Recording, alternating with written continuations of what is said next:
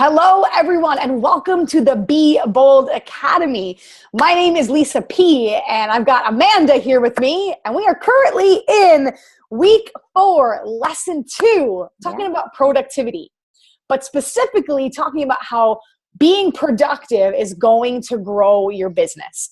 So this is your first time checking in. We're going to do a very quick introduction just so you know who we are and what we stand for. So my name's Lisa P. I live in Ancaster, Ontario, Canada. I'm the owner of Lisa P's Quick Fitness. My last name's actually Pizik, but we shorten it for Lisa P because it works. I am a wife. My husband, Eric, we've been married for about 8 years. And he's also a coach with me. So we run this as a family business, which is a whole lot of fun.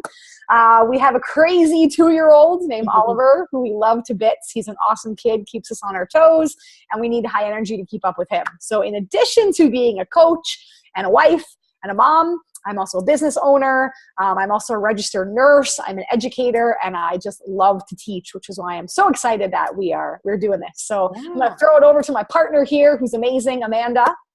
Thanks. My name is Amanda Catherine Roman, and I am very excited to be here with all of you guys.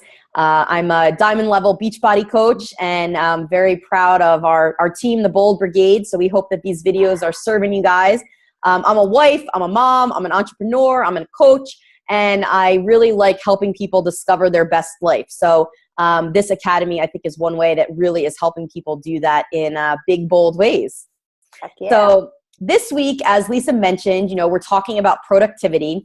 And, in the last lesson, we talked a lot about action and how to take action and what some of the actions that will really help you build that bold business are that you should be taking. So, Lisa, I was wondering if you might be able to start off with talking about how you can help get yourself in the right frame of mind to actually make all of those choices to take action in increasing the productivity and success for your business. Mindset is huge. Like mindset is everything in this business, everything in life. Your mindset really is what helps you grow in life in general, right?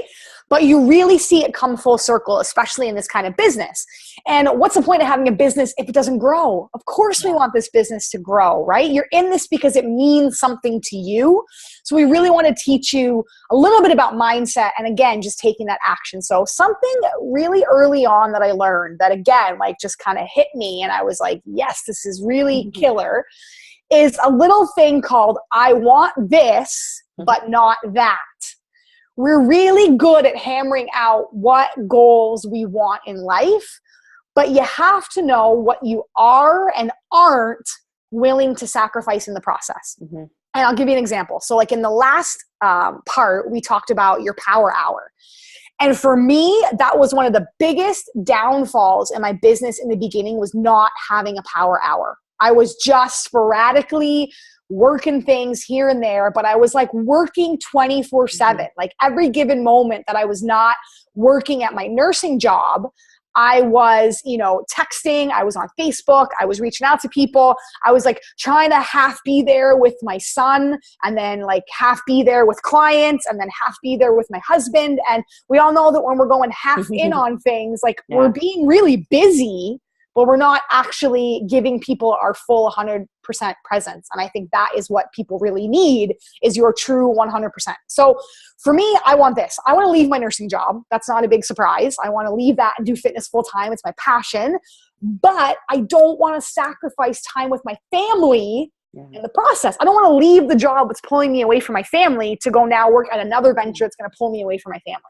So you have to know what you're not willing to sacrifice in the process. So that's where that power hour is so key, because I have it scheduled in my day. In that hour, I'm working. That's my power hour. So it's like boundaries. My son and my husband know that is my power hour. When this hour is over, you've got me. Right? And then it's like this time to this time is my workout. So I can give my full attention to my workout. From 12 to 4 or whatever it is family time. My family has my undivided attention. And you could even block that out into blocks. Like I've seen people color code blocks, like 8 to 9 is this, 9 to 10 is this, 10 to 1 is this, 1 to 5. People actually block out their day. But at first I was like, oh, come on. People don't, I can't do that.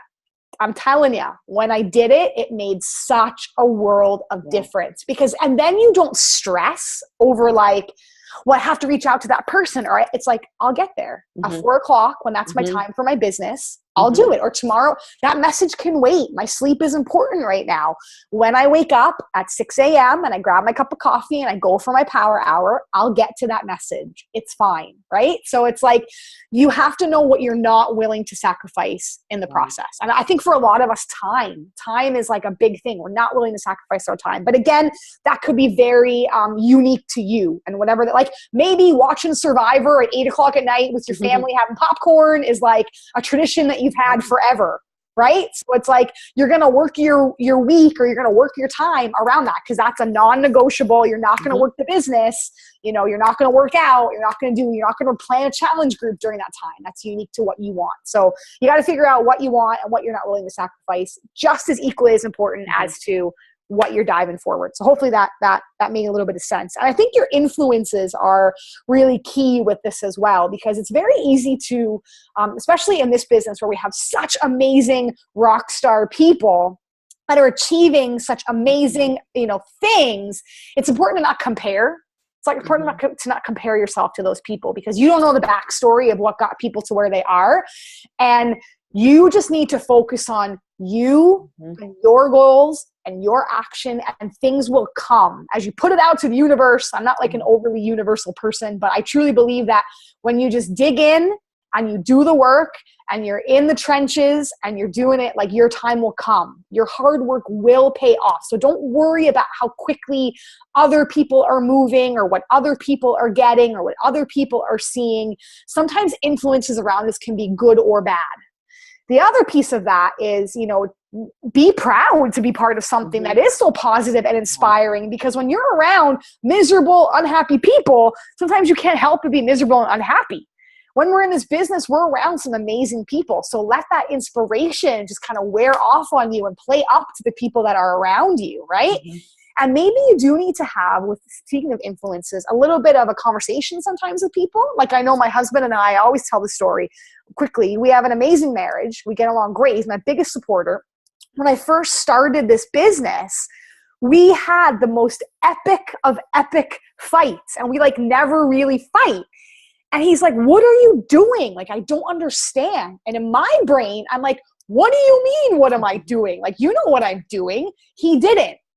I never explained to him what my goals were, to leave my full-time job, to do fitness full-time, and that, your overhead, for lack of better words, in this business is your time. Yeah. Like, that's what you've got to sacrifice, and that's what you've got to put in. So to him, it looked like I was just chatting it up with my friends on Facebook, not spending time with him, where I had to really explain, no, this is my power hour.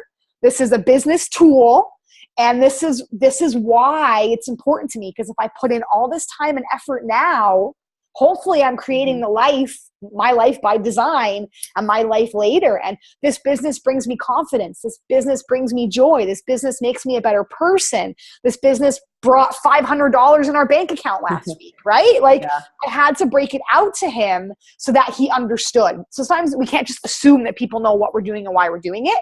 But again, you also have to ask for those boundaries of people of, let me do my thing. I promise you will have my 100% presence, at this time or in this moment. And this is why I'm working this, and this is why it's so important to me. So I wish somebody would have told me that early on in the business, and I would have had those conversations with the people that I love and the people that are important to me early on. And the last thing about influences, sometimes there are going to be some people that just don't get it, and that's okay. Amanda and I talk a lot about our moms, so I will say this out loud, but our moms just don't get it. Like, even my mom, blue collar workers, be thankful you have a job, keep your head down, don't make waves, don't understand the entrepreneurial spirit. Nobody goes to school to be an entrepreneur. You fall into your passion, and that makes you an entrepreneur, right? Yeah. So it's like, my mom don't leave your nursing job, don't leave that stability, don't leave your pension. Like, it comes from a place of love, it doesn't come from a place of ill intent.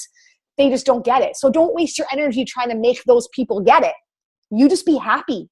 You just do what speaks to you and makes you happy, and people will see that, and they'll know that you're doing the right thing because you're happy and your heart is in it. So influences are really, really huge. So know what you don't want to sacrifice, set your boundaries, have those tough conversations, and just keep marching forward. That's going to make you productive, and that's going to make you grow. Absolutely. And I think you guys both know by now, or you guys all know by now, that Lisa and I both love Brendan Bouchard, and he always talks about bringing the joy. And I think that's really the bottom line of what Lisa is, pointing to here, is getting, bringing the joy to your own life and getting your mind in the right spot so that you can take those actions and do what you want to help you move your business forward, that you can also bring the joy to everyone else in your life that's important to you. So that's by being, excited and happy about what you're doing, but also that when you're there with them, like, you're present as well. And I think that's, a lot of those stories that you just shared about your personal experience, I think a lot of people will relate to.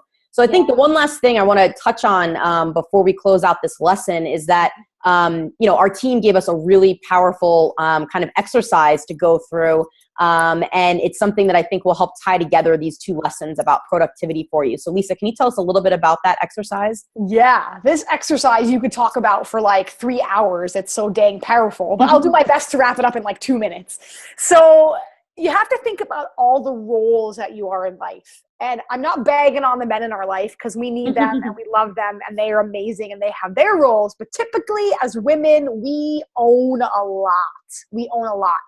So you got to write down all the roles that you do. Even men, same thing. You have a lot of roles too. You got to write down all the things you are in your life. So like for me, it's mom, wife, RN, entrepreneur, trainer, coach.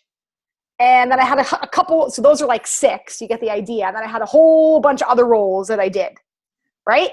You can only have 5 to 7 roles in your life. That is all you are allowed, because you cannot be everything to everyone. I am very blessed. My husband is the cook in our marriage. He loves it. He owns it. He's good at it. So that is like one less thing off my plate. When we looked at this, we were like, oh my God, we spend hours cleaning our house. Now you might just not have to clean your house. You could just give that up, but we pay. We have now taken some of the money that we make, from Beachbody, have invested it back into, once a month, we have a house cleaner. We vacuum and still clean the house in between, don't get me wrong, but we pay a house cleaner to come. That is one thing we've taken off our plate, because that's 3 to 4 hours of productivity that both of us can have back in our life and in our business, right? Another thing for me, I was an instructor at a gym. Even though I have my own business, I loved being an instructor. I loved the community. I loved getting out. It was right after I had my son, so I wanted to be able to get out. But I realized, again, as much as I loved it, having a regular class on a schedule that was 2 hours that could have been served somewhere else. So it's not that I had to give that up. I'm still a sub on the list. And maybe once every 3 months, I go in and teach a class here or there where they need me in a pinch. Something, if you're really active, say in your kids, like, PTA, or you're doing a lot of volunteering, if that really speaks to you and that means a lot to you, don't give that up. But maybe instead you can make a donation, or you can, support that some other way, that you're not giving 3, 4, 5, 6, 7 hours a week to something that maybe you can let go of and do something somewhere else. So is there a way you can cut out, can you get a dog walker? Can you get a cleaner? Can you support your kid's school in a different way? Do you have to be the coach of your kid's team? Could you not support something on the side? Like, is there a way that, not saying you have to give everything up, but when I was able to hone in on those like 6 things, I became a better mom. I became a better wife. I became a better coach. I became a better nurse. I became a better business owner, because I wasn't trying to be, like they say, what is that? Like the master of, jack of all trades and master of none. You can't do everything and be everything to everyone. So I really want to encourage you, literally take a piece of paper, write out all your roles, circle the one, like mom, wife, non-negotiable, right? Coach, coach for me is non-negotiable. I love this business. I love doing it, right? RN's kind of trying to fall down there a bit. I'm trying to kind of push that one out to something else. But for right now, in this present moment in my life, it is non-negotiable. And by seeing that, I'll close with this. By seeing that it had to be a non-negotiable at this moment, helped me accept it a little bit better. because I was very, very much in this negative headspace. Like, I don't want to do this anymore. This doesn't serve me. I don't like it. Why do I have to go to work and do this when I want to spend my time with something else? But that helped me realize that I don't have to love the situation I'm in. I just have to accept it for right now and know that I'm working towards change. And that just flipped that negative right into a positive by being able to see that as that is just a needed role. Your roles may change. Right now, that's a needed role that I need. But if you've got like 15 roles, no wonder why you're tired and burnt out. You can't be 15 things to people. So really hone in on those, you know, seven max, those 7 roles that you have to be or that are important to you. Yeah, So I think that sums it up. That's great, Lisa. And we do have a longer recording. If this is an exercise that you would really like to dive into a little bit more, Trina Gray, our amazing, one of our co-founders of Team Rockstar Fit, did a great, actually national wake-up call about this. And we would love to share that with you as well. But this will definitely get you rolling, get you started. And as Lisa said, I think the most important thing to underscore here is your roles will change over time. Just because, as she was pointing out, right now, RN has to be on that list. You know, her goal, particularly with this business and building this bold business, is that that's going to change. And so when you make your list, it's really about this present time, able to bring the joy as much as possible, as we were talking about. So just remember that that's an exercise that you can kind of go through as your life changes. The last thing I forgot to say is what made me go, one role does not have to trump another. Yes. So they're not competing roles. The wife doesn't have to trump the mother, or the mother doesn't have to trump the business. They're just your roles. So don't feel like you have to put them in. Prioritize. So they're just your roles. That's all it is. Yeah, very, very, very important observation there. So we hope this serves. We know this is a little bit longer, but I hope we got a lot of great content over to you guys. And again, remember, share in our groups, tell us what's happening for you, and use that hashtag building a bold business. And we will see you guys next time. Bye-bye. Bye.